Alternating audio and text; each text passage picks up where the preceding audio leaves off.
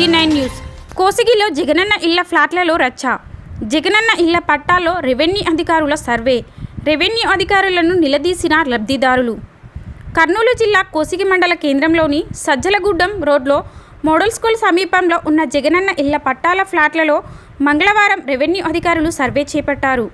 అయితే దీంతో లబ్ధిదారులు భయభ్రాంతులకు గురై అధికారులను నిలదీశారు. మాకు ప్రభుత్వమే పక్కా ఇల్లు కట్టిస్తామని, మాకు ఇళ్ల పట్టాలు ఇవ్వడం జరిగిందని అన్నారు.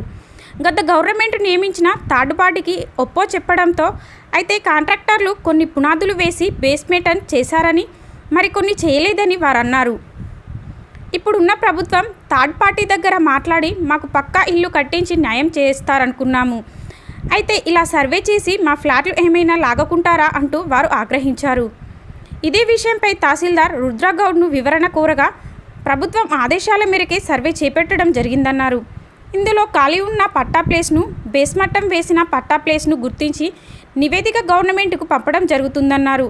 ఎవరి పట్టాలని కూడా మేము తీసుకోమన్నారు. MGV9 టీవీ న్యూస్ ఛానల్తో రిపోర్టర్ మక్బూల్.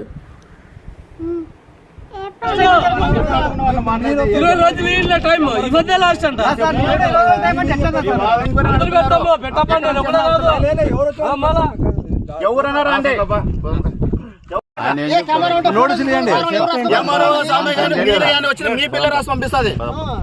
కోర్టుకు పోతుంది ఇదే మాట చెప్తున్నాను.